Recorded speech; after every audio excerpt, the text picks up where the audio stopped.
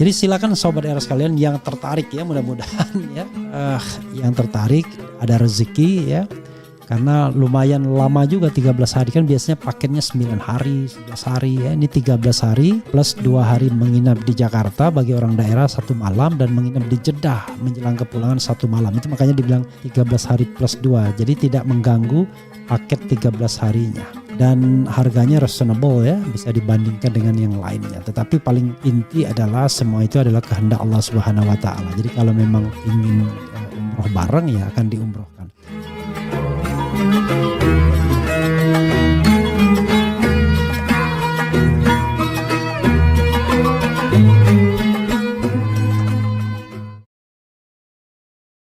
Apalagi dikatakan lapor Mas Wapres. Aduh, mana ada panggilan Wapres itu Mas gitu loh. Wapres itu ya Bapak Presiden, Bapak Wakil Presiden. Jangan kita kemudian panggilan-panggilan informal kita masukkan dalam sistem bernegara. Kalau Anda mau kampanye ya memang begitu.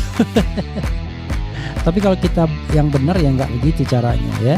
Kalau yang benar adalah lapor Pak Presiden. Lalu manage by kantor wakil presiden. Selain ijazah S3 memang ada juga persoalan dengan Fufufafa dan ijazah Jokowi ya. Ijazah Jokowi ya patut diduga juga tidak asli juga karena sudah dikejar oleh Egy Sujana CS ya, dan kemudian juga sudah dipermasalahkan di pengadilan. Hanya saja memang pengadilannya yang tidak mau menyelesaikan persoalan ini secara jelas dan secara baik.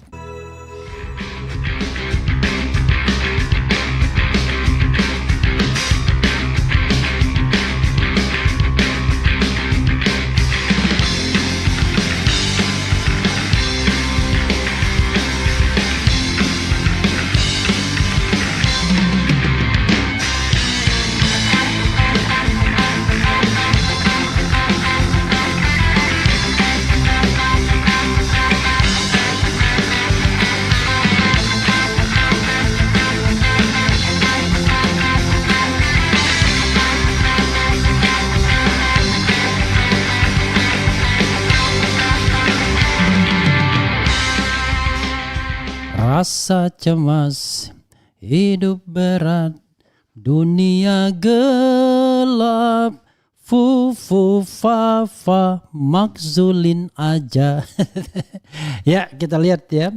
Ini ada bukti baru Fufufafa ketahuan hapus postingan Kaskus. Ternyata penghapusannya berpola ya. Sebagaimana diberitakan oleh suara.com. Coba kita baca ya.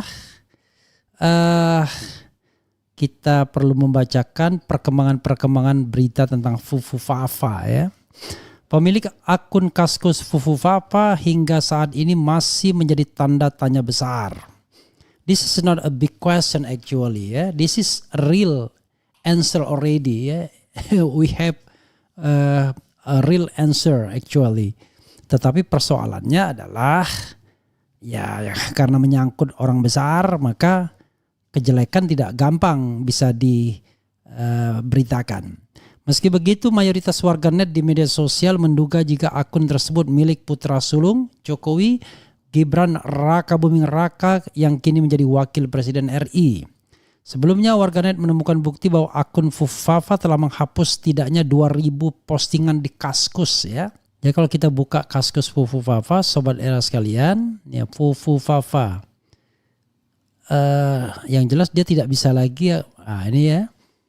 Ada 2.906 postingan sekarang. Jadi yang sudah dihapus 2.000 ya kurang lebih 5.000 postingan sebelumnya ya. Dan ini terakhir 2019, 14 November 2019 ya. Postingan terakhir dia yang ada di sini ya. Di salah satu contohnya yang masih bisa buka di sini, disoraki ibu negara oleh pendukung di atas panggung, Soeharto, presidennya jomblo ngenes dibilang begitu. Kemudian sopir ambulans Gerindra yang bawa batu harus ditahan polisi, Pak saya belum dibayar, ayo bayar wo. Oke lah begitu ya, kita bacakan terus ya. Nanti kita ikut baca-bacakan lah. Orang mungkin gak terlalu tahu ya apa saja sih isinya Fufufafa. Nanti kita bacakan pembacaan Fufufafa ya. Nanti tiap edisi kita bacakan Fufufafanya. Coba kita lihat ya. Sebelumnya warganet menemukan bukti bahwa akun Fufufafa telah menghapus setidaknya 2000 postingan di Kaskus. Namun dalam temuan terbaru, pemilik akun X yang sama menemukan bahwa penghapusan unggahan itu memiliki pola. Hal ini terungkap dalam cuitan akun X @blank0429 pada 13 November 2024. Menurut keterangan pemilik akun, penghapusan postingan Fufufafa memang berpola berdasarkan temuan dari file JSON. File JSON JavaScript Object Notation sendiri merupakan format data yang berisi teks terstruktur untuk menyimpan dan mentransfer informasi. Dalam kasus ini, warganet membeberkan bahwa kata kunci keadilan pada setiap postingan akun Fufufafa akan dihapus. Keadilan ya. Kemudian hal ini terlihat dalam tangkapan lain yang juga di bagian pemilik akun. Jika diperhatikan, maka terdapat keterangan komentar dihapus pada setiap komentar yang ditulis oleh akun Fufufafa. Ketemu tambahan bukti baru dari JSON file bahwa penghapusan postingan Fufufafa memang berpola. Dalam sampel ini diksinya keadilan. Ada yang ketakutan lalu upayakan penghilangan barang bukti, cuit pemilik akun. Unggahan yang kini disukai sebanyak lebih dari 780 kali oleh sesama pengguna X itu pun, mungkin sekarang lebih ya, menuai beragam komentar. Sepertinya Fufufafa ini punya dendam kesumat pada Anda PK Sejahtera, tulis akun @mer. Kalau yang komentar-komentar begini mungkin sudah tanya bapaknya ya. Fufufafa spesialisasinya di komentar yang sifatnya abusive, komentar @man. Woi, tolong arsipkan di arsip.org tambah @an. Berisik, Fufufafa ini harus dibawa ke real life, timpal BDE @BDE. Usai politisi media asing pertanyakan layanan lapor Mas Wapres Gibran bermanfaat atau aneh. Coba kita tambahkan sedikit ya ini beritanya. Kalau saya sih mengatakan aneh. Masa wakil presiden harusnya lapor Pak Prabowo. Nah, dari lapor Pak Prabowo tersebut kemudian tim membagi nih ya, bagaimana ininya, kemana aja. Lalu kemudian dipantau penyelesaian kasusnya. Bukan oleh wakil presiden, tapi oleh presiden kalau kita bicara tentang sistem pemerintahan presidensil. Kalau dari Wapres tuh aneh, nanti dilaporkan ke Prabowo dulu, kacau namanya ya. Layanan pengaduan lapor Mas Wapres yang diperkenalkan oleh Wakil Presiden Gibran Rakabuming hingga kini masih menjadi sorotan warganet di media sosial termasuk platform X. Sebelumnya layanan lapor Mas Wapres tersebut mendapat kritik dari seorang politikus, Akbar Faisal, yang menyebut bahwa pos pengaduan itu merupakan bentuk pemimpin yang tak percaya pada kinerja anak buahnya. Pada hari yang sama rupanya layanan lapor Mas Wapres juga mendapat sorotan dari media asing.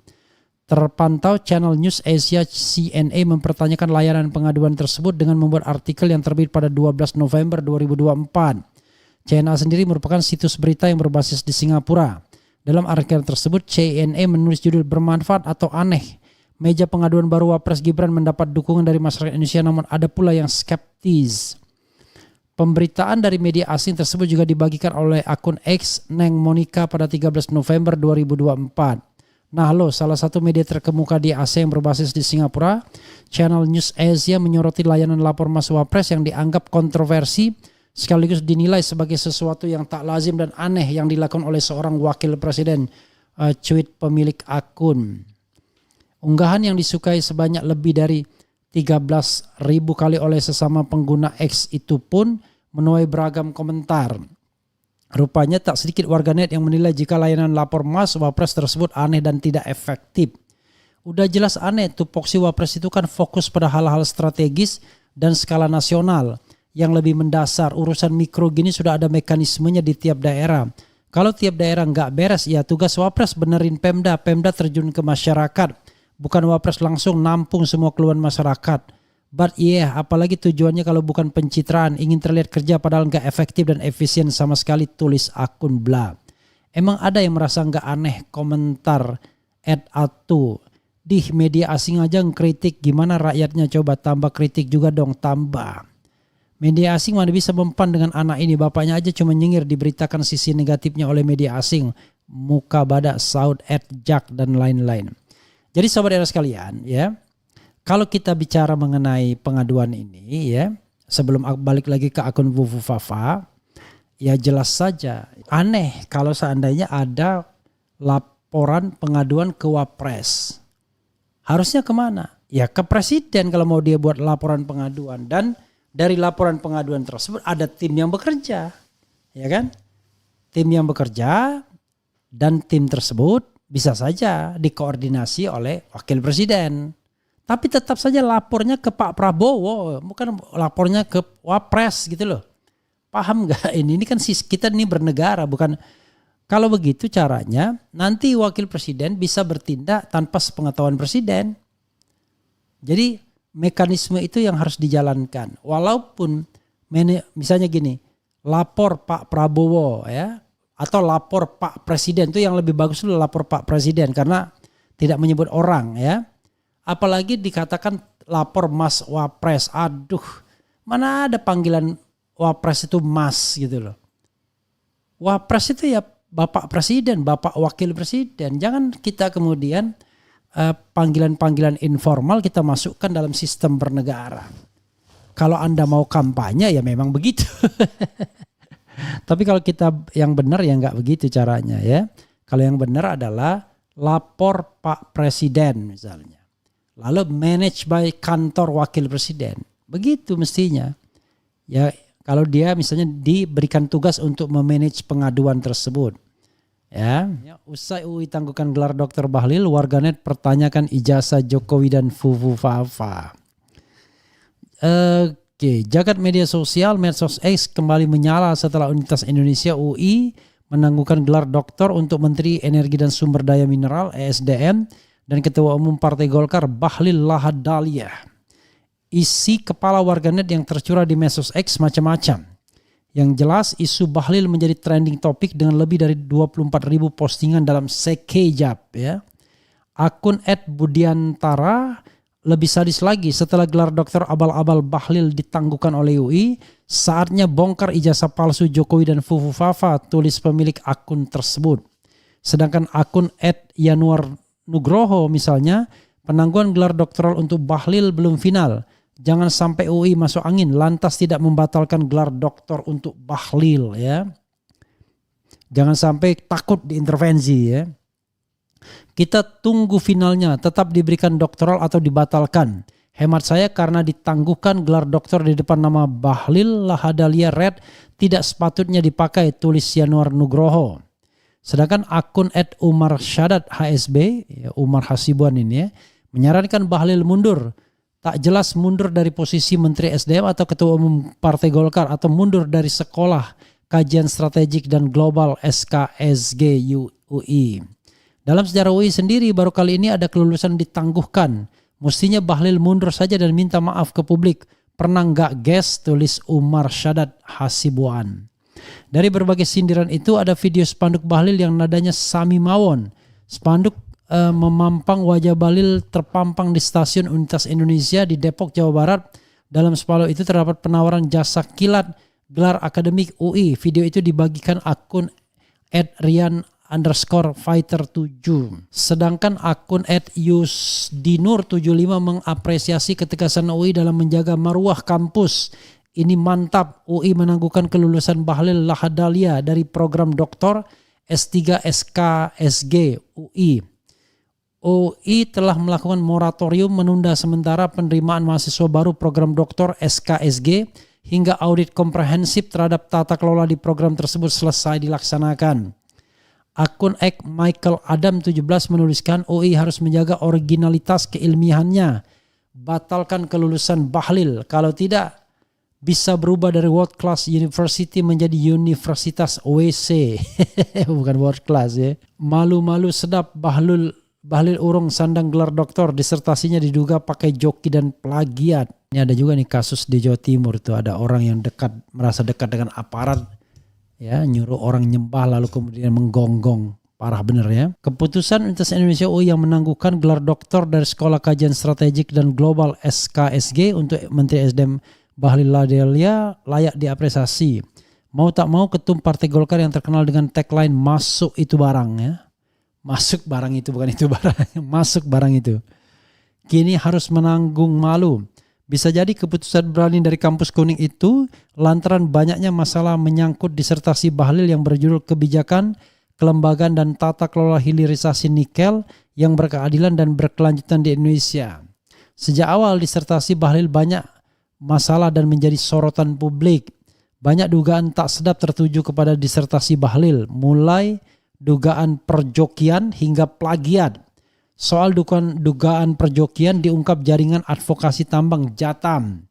Ceritanya Jatam memberikan persetujuan wawancara kepada seseorang yang mengaku bernama Izmi Azkia, mengaku sebagai peneliti pada 28 Agustus 2024. Katanya penelitian tersebut untuk kepentingan penelitiannya. Belakangan terkuat data dan informasi dari Jatam sama persis dengan apa yang dikutip dalam disertasi Bahlil. Kami secara tegas mengatakan disertasi Bahlil tidak murni dikerjakan Bahlil sendiri. Faktanya sudah ada ketika Izmi Azkia datang menemui kami untuk kepentingan penelitian dan dia mengatakan untuk kepentingan penelitian pribadi, papar juru kampanye Jatam Al-Farhad Kasman. Atas temuan itu Jatam bereaksi keras dengan melayangkan surat protes ke UI. Selain itu Jatam meminta seluruh informasi atas nama Jatam dihapus dari disertasi Bahlil. Sebelumnya tesis Bahlil sempat heboh di media sosial X karena diduga menjiplak alias plagiat. Dugaan plagiat itu muncul setelah netizen iseng mengecek dugaan plagiasi dalam disertasi Bahlil menggunakan aplikasi Turnitin. Asal tahu saja, Turnitin merupakan perangkat lunak yang berguna untuk mendeteksi plagiarisme dalam karya tulis. Menurut akun Ibrahim Niar, disertasi Bahlil memiliki similarity index 95% dengan karya yang ditulis mahasiswa UIN Syarif Hidayatullah Jakarta berjudul Pengelolaan Nikel oleh Perusahaan Pertambangan di Indonesia. Akhirnya netizen juga yang membongkar karya ilmiah itu milik seorang mahasiswa program studi ilmu hukum Fakultas Syariah dan Hukum UIN Syarif Hidayatullah Jakarta. Atas penangguhan gelar doktor dari UI ini, Bahlil mengaku belum mendapatkan surat keputusan resmi yang dikeluarkan Majelis Wali Amanat UI. Saya belum tahu isinya, kata Bahlil di kompleks parlemen. Namun Bahlil mengklaim berdasarkan surat rekomendasi yang didapat dari UI dirinya tidak ditangguhkan. Bahlil tidak menjelaskan surat rekomendasi itu. Tapi yang jelas bahwa kalau rekomendasinya mungkin sudah dapat, saya sudah dapat, di situ yang saya pahami bukan ditangguhkan, tutur dia. Luar biasa memang ya. Kalau yang namanya pejabat kalau tidak punya rasa malu ya begini ini ya. Harusnya kan dia mundur gitu. Karena ya selain ijazah S3 memang ada juga persoalan dengan Fufu Fafa dan ijazah Jokowi ya. Ijazah Jokowi ya patut diduga juga tidak asli juga karena sudah dikejar oleh Egy Sujana CS ya. Dan kemudian juga sudah dipermasalahkan di pengadilan. Hanya saja memang pengadilannya yang tidak mau menyelesaikan persoalan ini secara jelas dan secara baik.